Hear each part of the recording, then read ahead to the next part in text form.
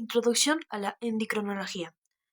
Definición. Las hormonas son sustancias químicas sintetizadas por células endocrinas que se secretan hacia la circulación sanguínea. Actúan sobre células específicas llamadas células diana para regular funciones corporales como metabolismo, crecimiento, reproducción, equilibrio, hidroelectrolitos y comportamiento.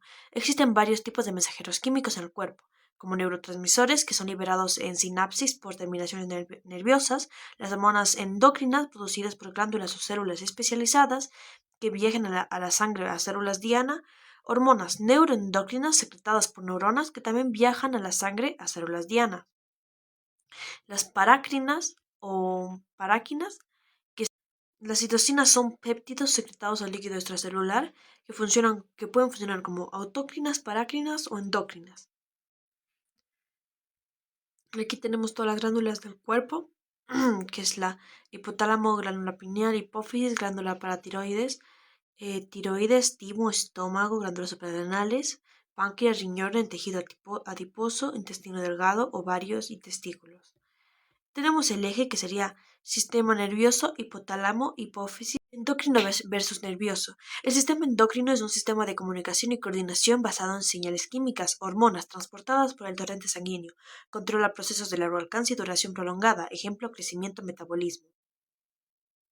El sistema nervioso utiliza neurotransmisores para comunicación rápida y colocalizada entre neuronas. Clasificación de las hormonas según su estructura química. Tenemos hormonas proteicas o polipeptídicas, que son las más comunes y las más abundantes. Si tienen más de 100 aminoácidos es una proteína, si tienen menos de 100 aminoácidos es un péptido. Entonces, características de estas proteínas peptídicas o polipeptídicas.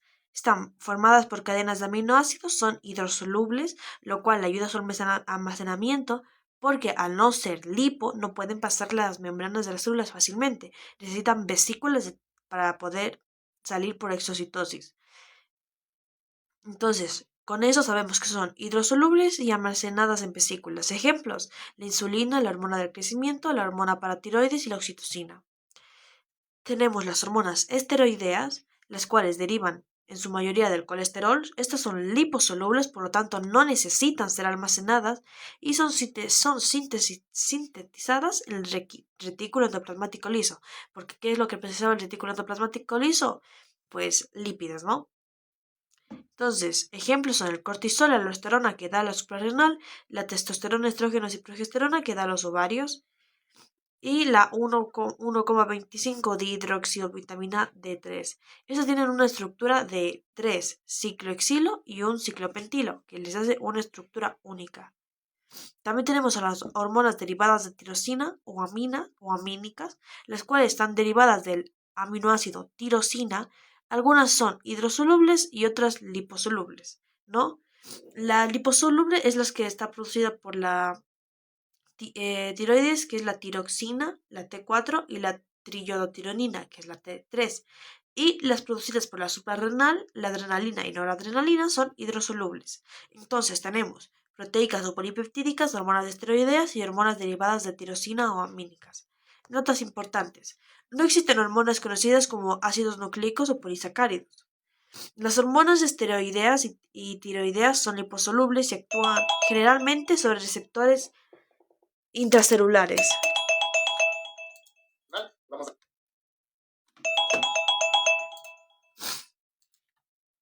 Las hormonas peptídicas y algunas aminas hidrosolubles actúan sobre receptores en la membrana celular.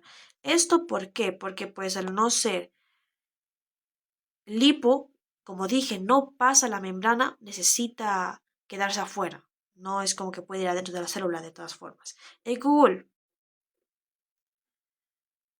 hey Google,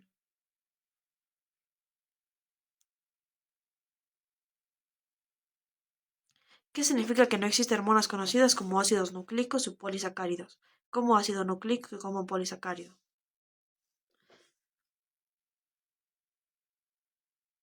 Significa que las hormonas solo se clasifican químicamente en tres grupos principales: péptidos, proteínas, cadenas de aminoácidos, esteroides, derivados del colesterol, y aminas, derivadas de aminoácidos individuales.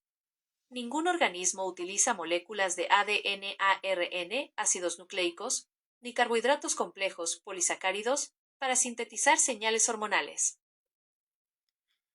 Síntesis y secreción de hormonas proteicas y polipeptídicas, ¿no? Este es el proceso que se ve básico en toda biología, ¿no? De cómo se produce una proteína, ¿no? Primero hay una transcripción génica, transcripción que va del núcleo, de donde el núcleo sale el ARN mensajero a partir de ADN. En el retículo endoplasmático se dará la traducción, donde los ribosomas sintetizan y producen la preprohormona, la cual no tiene actividad biológica, ¿no?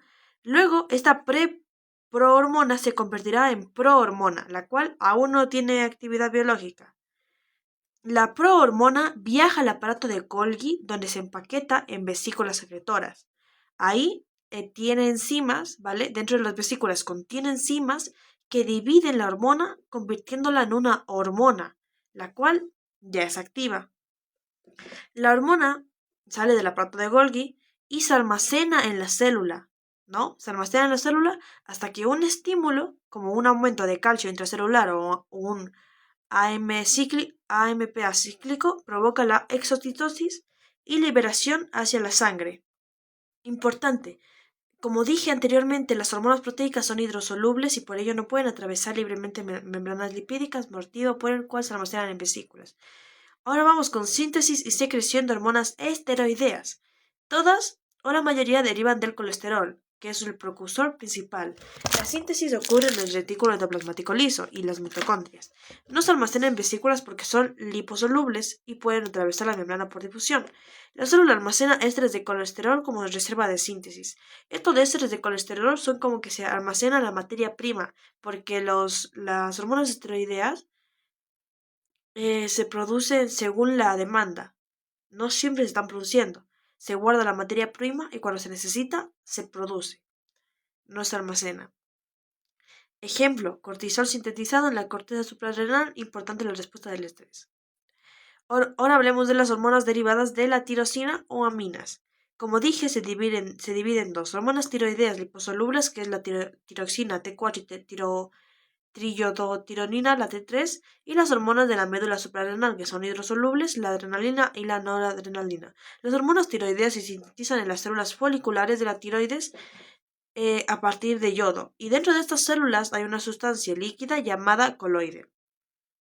Las hormonas tiroideas, a diferencia de las demás liposolubles que no se almacenan y se producen según la demanda, esta sí se puede almacenar. ¿Cómo? Porque dentro, en el líquido coloide, dentro de las células foliculares, se une una proteína llamada tiroglobulina, la cual evita su liberación prematura.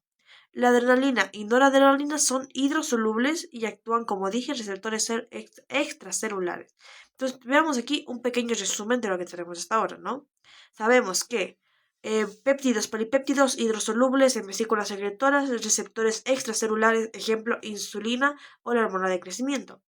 Aminas de las suprarrenales, adrenalina y noradrenalina, son hidrosolubles también asimismo en vesículas secretoras, receptores extracelulares. Aminas, las hormonas tiroideas, son liposolubles, se almacenan gracias a unidos a la tiroglobulina, tienen receptores intracelulares T3 y T4. Esteroides también son liposolubles, no se almacenan solo en ésteres de colesterol que llevan la materia prima, no la hormona como tal, y también llaman receptores intracelulares, cortisol o testosterona de ejemplos.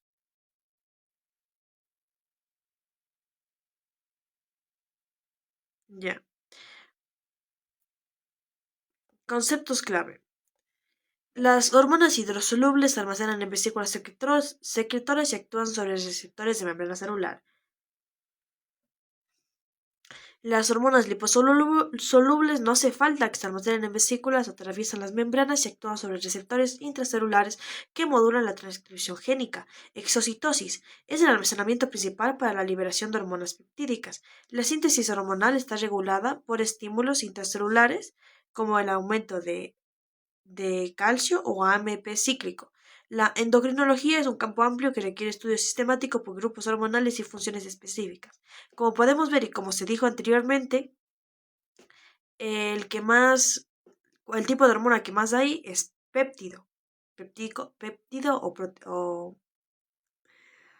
o proteína, ¿no? Péptidos o polipéptidos. Bueno, entonces aquí tenemos las tablitas de Guyton que nos puede decir, ¿no? Que tenemos la división de las hormonas según su estructura. Dice, las hormonas derivadas de aminoácidos, o sea, de la tirosina. Tenemos la adrenalina, también conocida como epinefrina, la dopamina, la noradrenalina, también conocida como norepinefrina, serotonina, también conocida como 5-hidroxitriptamina o triptófano, la tiroxina y la triiodotironina. Tenemos hormonas esteroideas como la aldosterona, el cortisol, estradiol, progesterona, testosterona, principalmente hormonas sexuales. Luego tenemos las hormonas peptídicas, que ahí entra la calcitonina, la colecistonia, factores de crecimiento similares a la insulina tipo 1 y 2, IGF-1 e IGF-2, el glucagón, la hormona adrenocorticotropa, hormona antidiurética, también conocida como arginina vasopresina, hormona del crecimiento, hormona folicoestimulante, hormona liberadora de corticotropina, hormona liberadora de gonadotropinas, hormona liberadora de la hormona de crecimiento, hormona liberadora de la tirotropina, hormona luteinizante, hormona paratiroida, inhibina, insulina, oxitocina, péptido intestinal vasoactivo, péptido natriurético auricular, prolactina, secretina, somatostatina, tirotropina. Todas estas son peptídicas. Ahora vamos a seguir viendo las tablas de Guyton que nos da lo que produce cada glándula y también pues su clasificación según la estructura química, ¿no? Tenemos la glándula del hipotálamo. Las hormonas que produce es hormona liberadora de tirotropina, TRH, hormona liberadora de corticotropina, CRH. Ok, vamos a ir modificando esa parte. Hipotálamo. Tenemos, queda hormona liberadora de tirotropina, TRH, estimula la secreción de TSH y prolactina, estructura péptido. El hipotálamo produce hormona liberadora de corticotropina, CRH, lo cual induce la liberación de ACTH y es un péptido. El hipotálamo produce la hormona liberadora de la hormona de crecimiento, GHRH, la cual también es un péptido e induce la liberación de la hormona de crecimiento. También el hipotálamo produce la hormona inhibidora de la hormona de crecimiento, que es la somatostatina, GHIH, que también, pues, como se dice, inhibe la hormona de crecimiento y también es un péptido. El hipotálamo también produce la hormona liberadora de gonadotropina, GnRH, también es un péptido, e induce la liberación del luteinizante y folículo estimulante. El hipotálamo también produce el factor inhibidor de dopamina o prolactina, PIF, lo cual es una amina y inhibe la liberación de prolactina. Hormonas que produce la adenopófisis, hormona de crecimiento, hormona estimulante de la tiroides, TSH, corticotropina, ACTH, prolactina, hormona estimulante del folículo, FSH y hormona luteinizante, LH. Hormona de crecimiento. La hormona de crecimiento estimula la síntesis de proteína y el crecimiento general de casi todas las células y tejido. Es un péptido. Hormona estimulante de tiroides. También es un péptido. Estimula la síntesis y secreción de hormonas tiroideas como la tiroxina y la triiodotironina. La corticotropina también es un péptido, ACTH. Estimula la síntesis y secreción de hormonas córticos suprarrenales como cortisol, andrógenos y aldosterona. Prolactina también es un péptido, favorece el desarrollo de la mama femenina y la secreción de leche. Hormona estimulante del folículo. También es un péptido. Induce el crecimiento de los folículos del ovario y la maduración de los espermatozoides en las células de Sertoli de los testículos. Hormona luteinizante, LH, también es un péptido. Estimula la síntesis de testosterona por las células de Leydig del testículo. Estimula la ovulación, la formación del cuerpo lúteo y la síntesis de estrógenos y progesterona en los ovarios. Vamos con las glándulas de la neurohipófisis. La neurohipófisis tiene la hormona antidiurética ADH, también llamada vasopresina y la oxitocina, ¿no?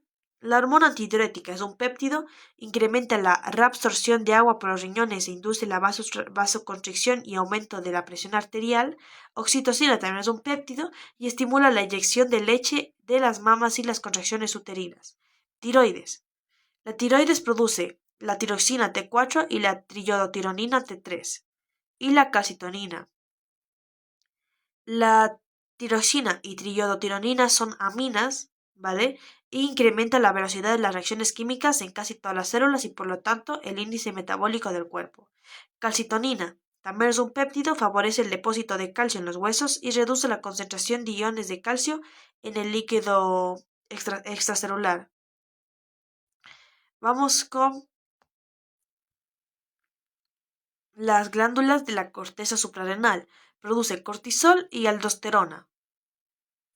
El cortisol es un esteroide. Tiene múltiples funciones metabólicas en el control del metabolismo de las proteínas y los carbohidratos y las grasas y también posee efectos antiinflamatorios. Aldosterona también es un esteroide. Incrementa la reabsorción de sodio a nivel renal y la secreción de potasio e iones de hidrógeno. Hormonas de la médula suprarrenal, noradrenalina y adrenalina. Es una amina y los mismos efectos que la estimulación simpática. Hormonas del páncreas, insulina, células B, glucagón, células alfa.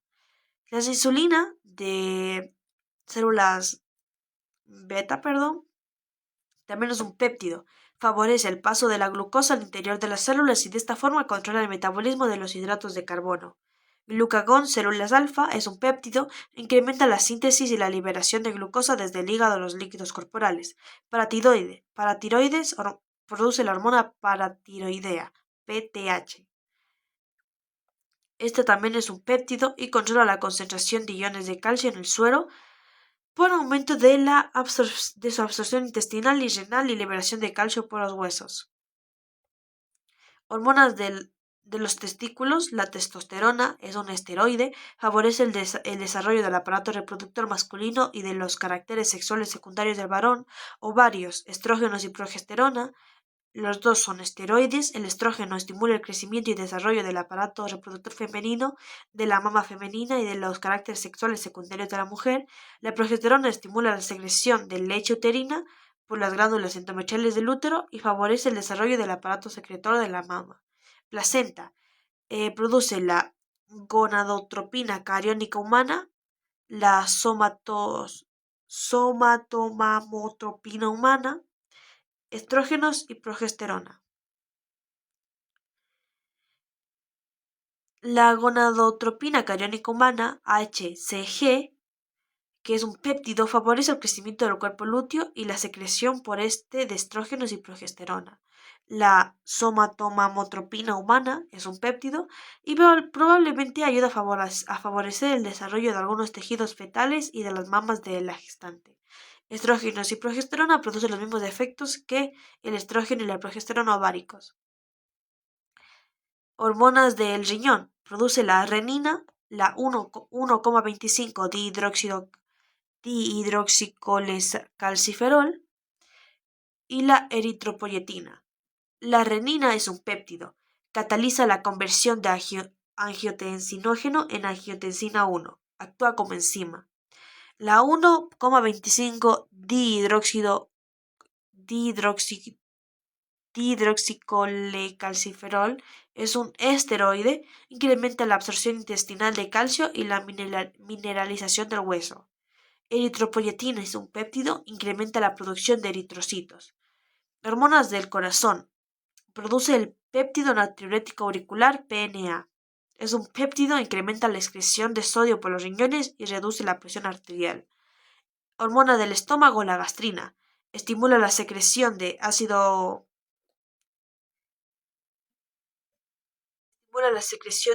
clorhídrico por células parietales. También es un péptido.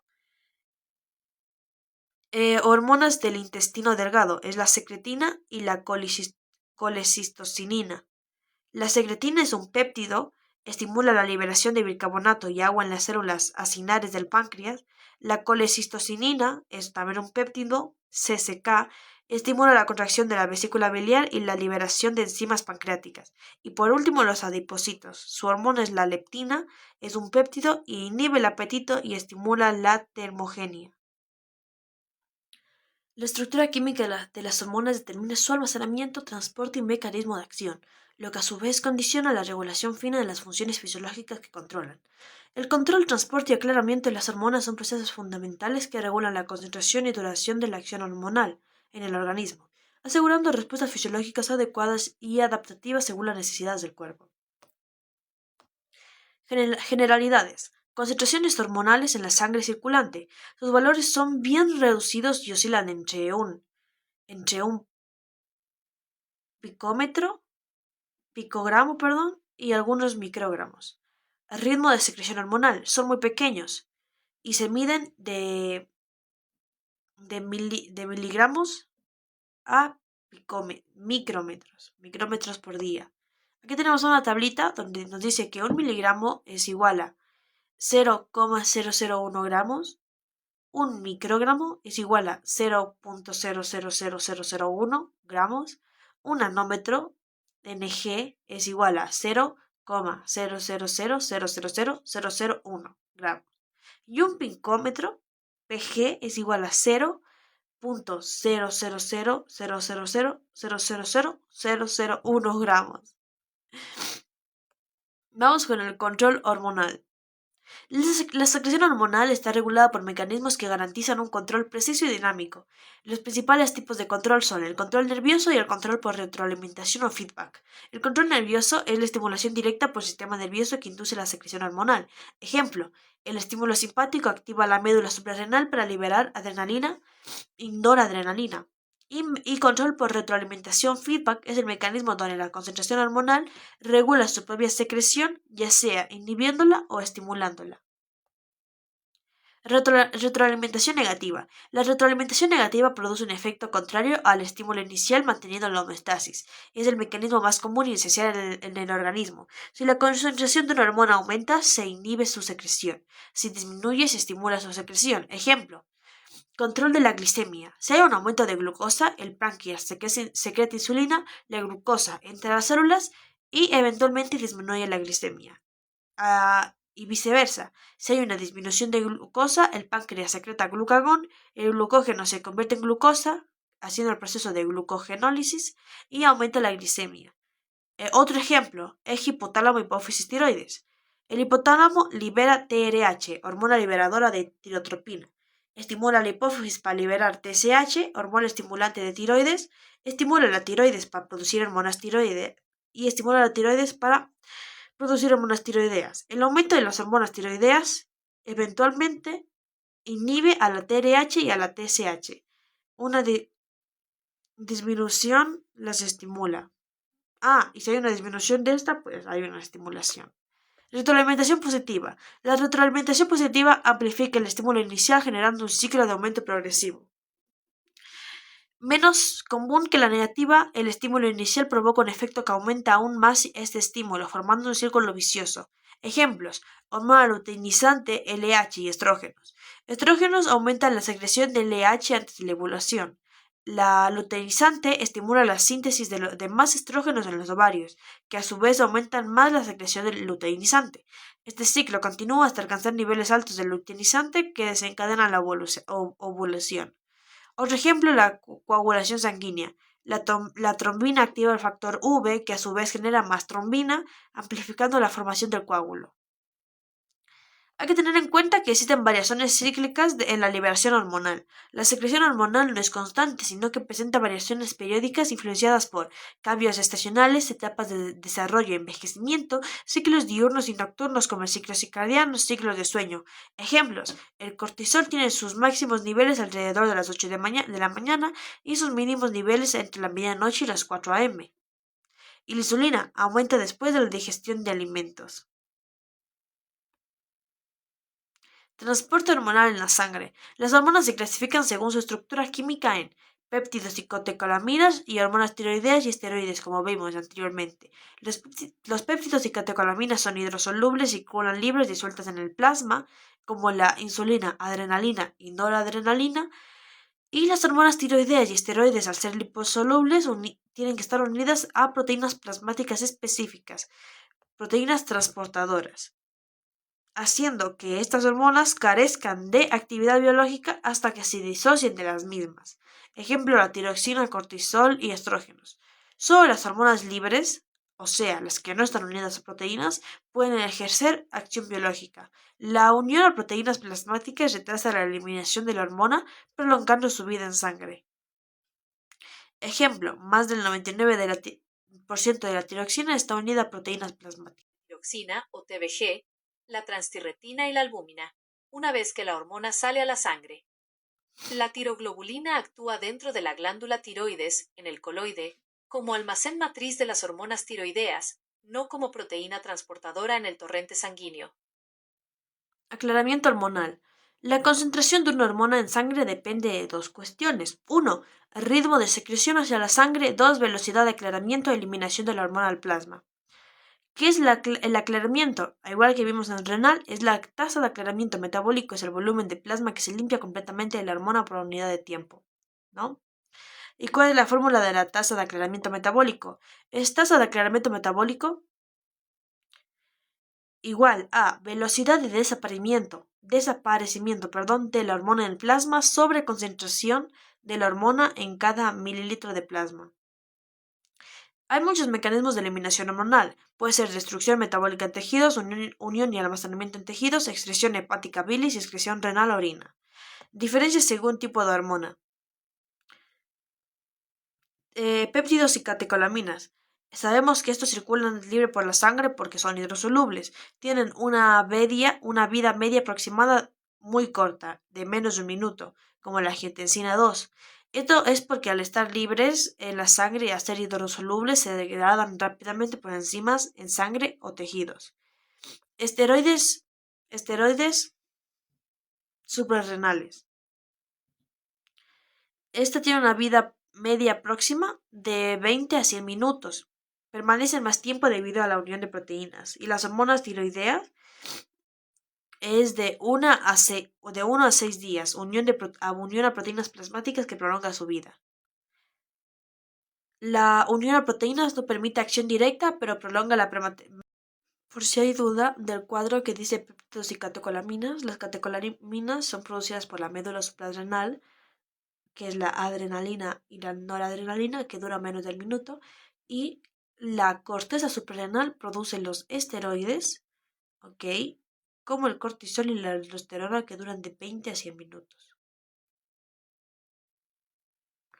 Ambas hormonas vienen de la misma glándula, pero de zonas y estructuras químicas totalmente distintas.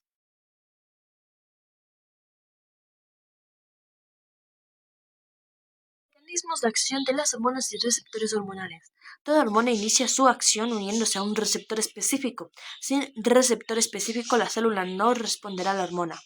Tenemos la clasificación general de receptores hormonales según su localización. Tenemos en la membrana celular, que son receptores extracelulares, y en el citoplasma y núcleo, que son receptores intracelulares. Los receptores extracelulares tenemos tipo de receptores, ¿vale? Tenemos receptores unidos a canales iónicos, receptores acoplados a las proteínas G y receptores unidos a enzimas o catalíticos, ¿no? Los tipos de hormonas que actúan aquí son las hormonas que dijimos que eran hidrosolubles, ¿ok? Que serían las hormonas proteicas o polipeptídicas y las cotecolaminas, adrenalina y noradrenalina. Y como dije, pues atraviesan la membrana, ¿no? Y actúan en la superficie celular. Luego, las intracelulares, tenemos tipos de receptores principales, los receptores intracelulares o activación de genes, ¿no? Tipos de hormonas que van a actuar aquí, las hormonas liposolubles, esteroides, tiroideas, vitamina C, retinoides, ¿no? Y también, como dije, receptores de citoplasma y núcleo. Características principales, como son hormonas liposolubles, no usan vesículas y pues atraviesan la membrana para actuar dentro de esa célula, ¿no? Tenemos la regulación del número y sensibilidad de receptores. El número de receptores en una célula nunca es constante, puede variar de la noche a la mañana o incluso de minuto a minuto. Tenemos dos situaciones, una que es la disminución de la expresión o desensibilización Y el aumento de expresión, lo que es sensibilización. ¿Cuándo pasa la disminución de expresión? Ocurre cuando hay un aumento persistente de esta hormona, causando una inactivación o un secuestro o destrucción de receptores para evitar una sobreactivación. Digamos, ¿por qué nomás se puede dar esta disminución, ¿no? Se puede deber a que haya, como dije, una inactivación de moléculas receptores, una inactivación de proteínas intracelulares que actúan como moléculas de señalización, un secuestro temporal del receptor, eh, una destrucción de receptores por lisosomas después de haber ingresado a la célula o una menor producción. El punto es que es por evitar una sobreactivación, ¿no? Y tenemos un aumento de expresión o la sensibilización, lo cual es cuando la célula sintetiza o activa nuevos receptores cuando la hormona es escasa o la respuesta es insuficiente. Este mecanismo regula la sensibilidad de la célula de las hormonas y es esencial para mantener el equilibrio hormonal. O sea, si hay mucha hormona, poco receptor. Pero si hay poquita hormona, va a haber más receptores porque quiere captar más. Aquí se puede ver una imagen de lo que dije antes de extracelular, intracelular. Extracelular, receptores iónicos y canales iónicos, receptores unidos a proteína G, receptores unidos a enzima, y las hormonas que activan son esas, y intracelular, receptores de citoplasma, receptores de núcleo. Continuando. Tipos de receptores hormonales y sus mecanismos, pero más detalladamente. Primero, extracelular, receptores iónicos a canales iónicos. Se encuentran en la membrana, aunque estos canales no son tan importantes en la función endocrina. La hormona actúa directamente abriendo, cerrando un canal iónico, sodio, potasio, cloro, calcio. No requiere proteínas intermedias, se divide en químico dependientes, voltaje dependientes y regulados por segundos mensajeros. Los químico dependientes se abren por la unión directa a un ligando. Por ejemplo, el receptor nicotínico de acetilcolina en la placa motora, ¿no? Su función es conductancia iónica alterada. Los voltajes dependientes se abren o se cierran según el potencial eléctrico de la membrana. Función, conductancia iónica alterada. Y los regulados por segundos mensajeros, ¿vale? Están acoplados a proteínas G. Se estudian en receptores acoplados a proteínas. Es la unión del ligando al receptor transmembrana del dominio. Aquí está un resumen de los tipos de receptores y de todo lo que vamos a ver para que sea mucho más fácil. Tenemos los receptores unidos a canales iónicos que, como dije ya, son químico dependientes y voltaje dependientes. Tenemos los receptores unidos a la proteína G, que la proteína G va a activar la adenilato ciclasa, la cual va a activar el segundo mensajero de la AMP cíclico, o la fosfolipasa C, lo cual va a activar los segundos mensajeros del DAG y P3 y el calcio, y el complejo calcio-calmodulina. Tenemos los receptores hormonales unidos a enzimas o catalíticos, los cuales van a activar la guanilato ciclasa, receptores de tirosina sinasa, que van a actuar con la vía de JAK-STAT, los receptores unidos tirosina sinasa, que van a actuar con la vía RAS-MASC, y tenemos los receptores hormonales intracelulares y activación de los genes, lo cual va a ser receptores de esteroides, los que va a tener los glucocorticoides, los mineralocorticoides, los progesterona y los andrógenos, o los receptores tiroideos o nucleares, que serán tiroides, vitamina D y retinoides. Un poco más detalle de los receptores acoplados a proteína G, ¿no? Estos receptores transmembranales están unidos a proteínas específicamente llamadas heterodiméricas de fijación a trifosfato de guanosina, o en otras palabras, GTP. Estos receptores acoplados a proteína están conformados por 3 subunidades, alfa, beta y gamma, así, conformando la proteína G. Al activarse por una hormona, o sea, se conecta la hormona al receptor, la subunidad alfa intercambia el GDP por el GTP y se separa del conjunto de las 3 subunidades para poder activar diferentes efectores, o sea, como unas consecuencias. Tenemos 2 vías principales, como dije, el adenilato ciclasa y la fosfolipasa C. Miren, aquí está Aquí así está inactiva, todo el conjunto unido, y aquí está activa, ya separada la subunidad alfa, ¿no?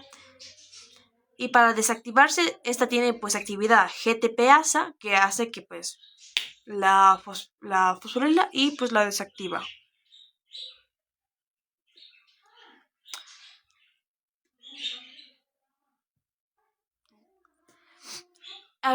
Tenemos GS, o sea, G estimuladora, GI inhibidora y la GQ. Vamos por partes. La GS, miren. Primero, aquí está el proceso de la proteína G general. De la proteína G general, ¿no? Viene la hormona, está el conjunto inactivo. A ver. Ya. Aquí está. Viene la hormona, se une aquí. Aquí está el complejo inactivo porque está con GDP. Luego, este se convierte en GTP, se aleja, se despega la subunidad alfa. Y este complejo de aquí, la subunidad alfa y el GTP, ¿no? Puede producir un montón como que de consecuencias o de reacciones, ¿no? Puede hacer la apertura de canal, puede hacer una activación enzimática, puede hacer activación de enzimáticas intracelulares como activadores químicos celulares específicos, puede hacer y la activación de la transcripción génica, ¿no? Proteínas y cambios estructurales. Ahora sí, vamos específicamente con la GS. La GS o estimuladora lo que hace es, tenemos aquí el complejo, ¿vale? De la proteína G, el receptor, se une la hormona, se separa la subunidad alfa y esto es lo que activa la enzima adenilato, sí, adenilato ciclasa. Y esta adenilato ciclasa lo que hace es coger ATP y transformarlo en AMPC, sí está bien, AMPC.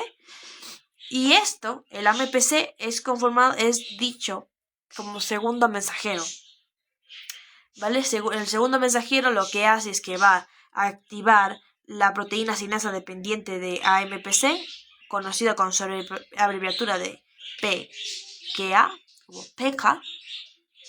¿Ok? Y esta PK pues puede hacer muchas cosas, ¿no? Puede abrir canales en la membrana, puede encargarse de fosforilación de proteínas efectoras y, como dijimos, transcripción génica, ¿no? Eso es lo que hace prácticamente. Activa la proteína PK y esta pues hace más cosillas, ¿no?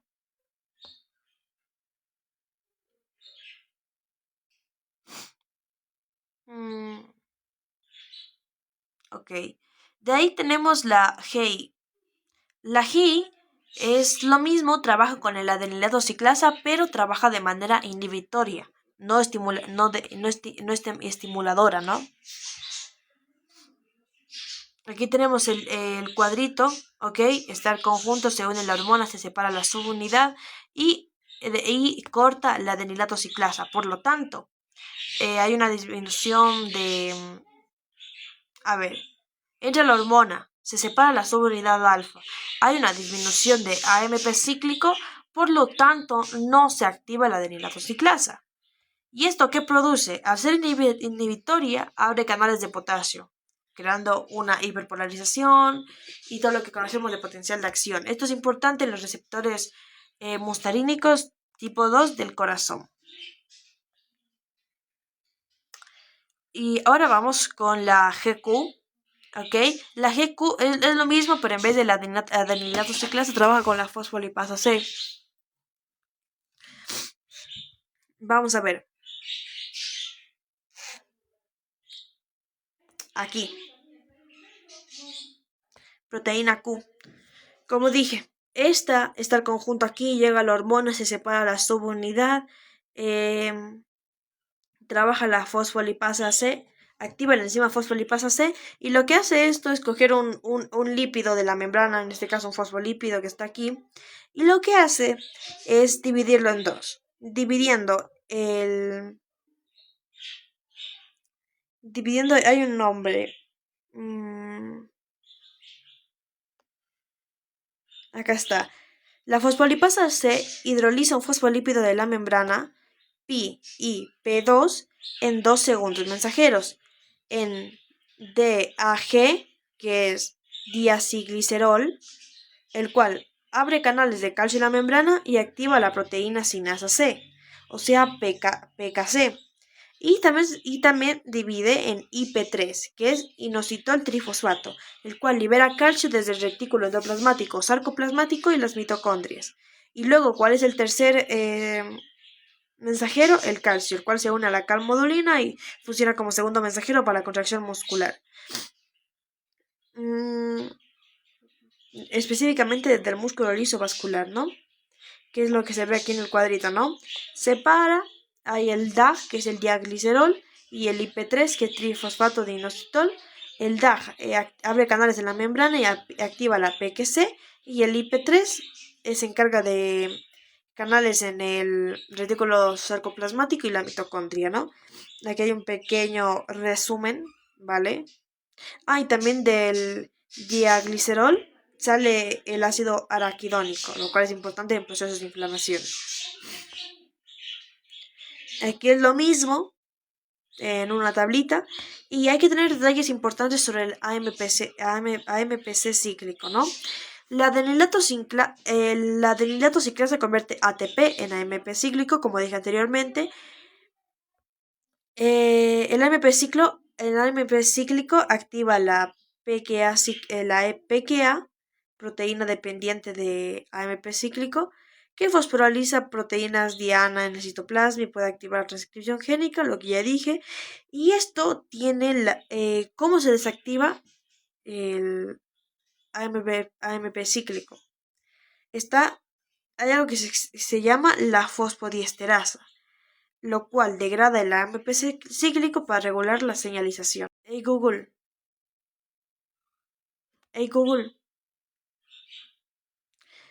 verás, si hablamos de las proteínas G, la proteína G estimuladora, que, Hey, mira, hablando de las proteínas G, hablando de la GS, que es estimuladora y activa el AMP cíclico y aumenta y digamos activa la PKA, ¿no? Proteína dependiente de AMP cíclico. Esta se detiene gracias a la fosfodiesterasa que degrada el AMP cíclico para regular la señalización.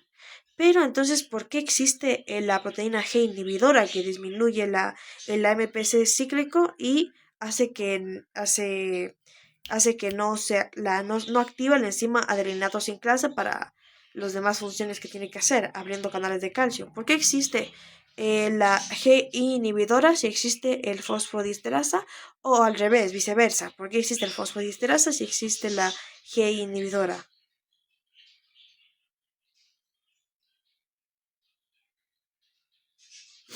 existe más de una forma de apagar o frenar la señal porque actúan en puntos totalmente distintos de la vía y con propósitos diferentes. La proteína G/I regula la entrada, la producción. Actúa a nivel de la membrana celular bloqueando a la adenilato ciclasa para que deje de fabricar nuevo AMPC.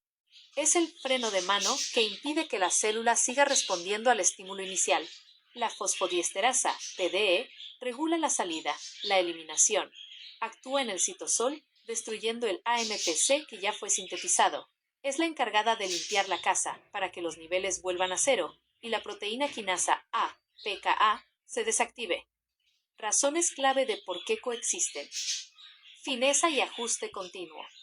Si solo existiera la PDE, la adenilato ciclasa seguiría produciendo AMPC a toda marcha mientras la estimulación persista. La célula gastaría energía inútilmente intentando degradarlo. La G/I permite apagar el grifo de raíz cuando se unen ligandos inhibidores, como la somatostatina o la dopamina. Rapidez de respuesta. La PDE mantiene una degradación basal constante para evitar una acumulación descontrolada y permitir que la señalización sea un evento transitorio y no permanente. Especificidad y microdominios. La G/I responde a receptores específicos en la membrana, mientras que distintas isoformas de PDE se ubican en regiones concretas del citoplasma para apagar la señal localmente sin afectar a toda la célula. Canales iónicos directos. G barra baja beta gamma. Al activarse la G barra baja y sus subunidades beta gamma, también ejercen funciones independientes, como regular directamente canales iónicos de potasio-calcio. Bueno, sí. ¿No? También tenemos fármacos como la cafeína o el sildenafil que inhiben la fosfodiesterasa prolongando la acción del AMP cíclico, ¿no? El AMP cíclico va a tener un montón de funciones dependiendo qué tipo de hormona se une al receptor, ¿no? Por ejemplo, si a la proteína, al receptor, ¿ok? Se une la TSH, adiós. Digamos, si al receptor se une la hormona de TSH, va a aumentar el AMP cíclico y va a hacer que todo su proceso con la finalidad de la formación de T3, T4. Si se une la ACTH, aumenta el AMP cíclico y se va a dar la secreción de hormonas esteroideas córticos suprarrenales. Asimismo pasa con la ADH, ¿ok? Que aumenta la permeabilidad al agua de los tubos renales distales y colaterales. También trabaja la adrenalina, que aumenta el AMP cíclico y hace que en el músculo se dé la glucogenólisis, en la grasa la lipólisis y en el corazón aumente la frecuencia cardíaca y la contracción. Si se une el glucagón, aumenta el AMP cíclico y en el hígado se da la glucogenólisis, la grasa, la lipólisis, asimismo y en el corazón aumenta la frecuencia cardíaca y contracción. Y si se une la paratormona, aumenta el AMP cíclico y en el hueso se da una reabsorción ósea y en el riñón la absorción de calcio y secreción de fosfato. Uf. Hey Google. Hey Google. Al saber que la adrenalina, el glucagón, la paratormona, la TSH, la CTH... Hey. Al saber que, hablando de las proteínas G, y saber que las hormonas que se unen a estas proteínas G son la adrenalina, el glucagón, la paratormona, la ADH, ACTH y la TSH, ¿no? Entonces, sabemos, o sea, entonces, ¿cuál sería, digamos, por el ejemplo de la TSH, por ejemplo, ¿no? Está el receptor, se une el receptor de proteína G, se une la TSH, se activa aumenta el AMP cíclico, este AMP ciclo va a activar la PKA y la PKA es la que va a inducir la liberación de T3, T4.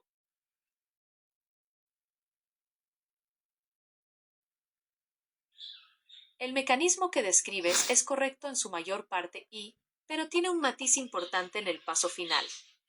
Mecanismo paso a paso. 1. Unión y activación. La TSH se une a su receptor acoplado a proteína G de text G barra baja text en las células foliculares tiroideas. 2. Segundo mensajero. Se activa la adenilato ciclasa y aumenta los niveles de AMP cíclico, AMPC. 3. Activación quinasa. El AMPC activa la proteína quinasa A, FKA. 4. Respuesta celular. La PKA fosforila proteínas clave y factores de transcripción, como CREB, que estimulan todo el proceso de síntesis y secreción tiroidea. Aumenta la captación de yodo y la síntesis de tiroglobulina. Estimula la endocitosis del coloide. Promueve la proteólisis de la tiroglobulina dentro de los lisosomas para liberar TXT/3 y TXT/4 al torrente sanguíneo. Aclaración adicional. Aunque la vía principal es TXG/text AMP-C parte PKA, a concentraciones altas de TSH, el receptor también puede acoplarse a proteínas TXG/text G. Ok. Bueno. Luego de esto, continuemos, dice, ya hablamos de este proceso de aquí. Y por último tenemos pues hormonas que trabajan pues con cada ruta de las proteínas G, ¿no? Por ejemplo, un ejemplo de esto son los receptores adrenérgicos, la adrenalina y la noradrenalina. Los alfa 1 trabajan con proteínas GQ y sus segundos mensajeros IP3, diaglicerol y calcio. El alfa 2 con proteína G inhibidora bajando el AMPC cíclico y las betas, beta 1 y beta 2 con la proteína estimuladora aumentando el AMPC cíclico.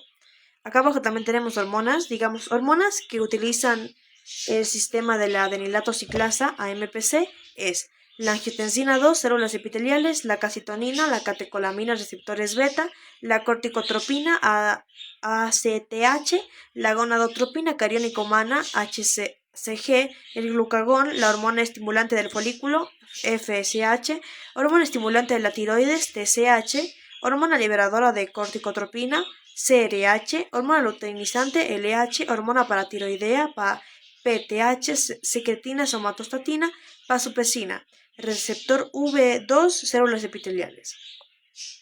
Y hormonas que eligen la segunda como opción, que es la fosfolipasa C, es la angiotensina 2, músculo liso vascular, catecolamina, receptores alfa, hormona liberadora de gonadotropinas, GnRH, hormona liberadora de la hormona de crecimiento, GHRH, hormona liberadora de tirotropina, TRH, oxitocina, vasopresina, receptor V1 y músculo liso vascular. Receptores unidos a enzimas o catalíticos, ¿ok? Estos son receptores que tienen actividad enzimática intrínseca o están asociados a enzimas. Así, es un receptor con una enzima ahí, ¿no? En resumen de lo que vamos a ver, tenemos tres tipos. La guaninato, son 5, pero nos interesan 3. Guaninato sinclasa. Las hormonas que funcionan aquí son el péptido natriurétrico auricular y el óxido nítrico. Los receptores tirosina sinasa, que aquí las hormonas son insulina, factores de crecimiento, y usan la vía RAS-MAC. Y los receptores asociados a tirosina quinasa, que son hormonas de crecimiento, prolactina y leptina, ¿no? Que usan la vía JAK-STAT.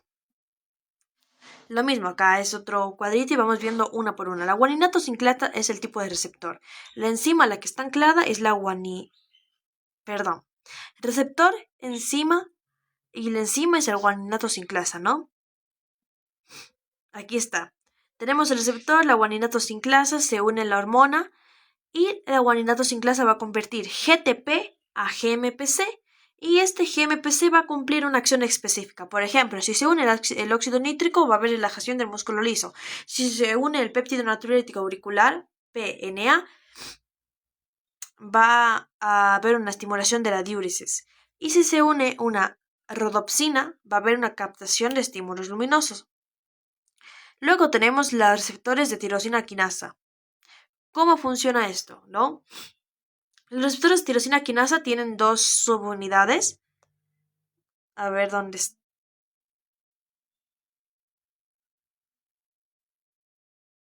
Van a tener dos unidades, ¿no? La tirosina sinasa B y las alfa. Cuando se une una hormona, se va a producir una dimerización, que se van a unir las unidades alfa. Y cuando se unan estas unidades alfa, esta se puede fosforilar en los residuos de tirosina. Entonces, y también tiene la capacidad de fosforilizar a proteínas, ¿ok? Y estas células con residuos de fosforilizadas, mejor dicho, estas enzimas fosforilizadas, todas estas proteínas, células fosforizadas, van a seguir la vía RAS-MAC para hacer acciones específicas, las cuales dependen de que se una. Eso es. Luego tenemos los receptores asociados a tirosina quinasa. Los asociados a tirosina quinasa es lo mismo, pero en vez de tener no tienen actividad tirosina quinasa, pero están unidos a una tirosina quinasa, lo cual es lo mismo, pero también tienen la capacidad de autofosforilizarse en residuos de tirosina y usan la vía JAK-STAT. No sé si lo expliqué bien, vamos a escuchar al máster. Son receptores que tienen actividad enzimática, tienen dos subunidades alfa en el lado extracelular, unidas a dos subunidades beta mediante un enlace covalente. Cuando se une la hormona a este receptor, el receptor se dimeriza. O sea, en la parte alfa se une una alfa con otro y se va a dimerizar. Esto se activa y este receptor tiene la capacidad de autofosforilarse. Estos van a fosforilar en residuos de tirosina y energía a enzimas y proteínas que van a tener funciones específicas. La función depende del tipo específico hormonal. Entonces, este receptor se autofosforila en residuos de tirosina y también tiene la capacidad de fosforilar proteínas efectoras. Son proteínas receptoras, como vimos, haciendo funciones específicas.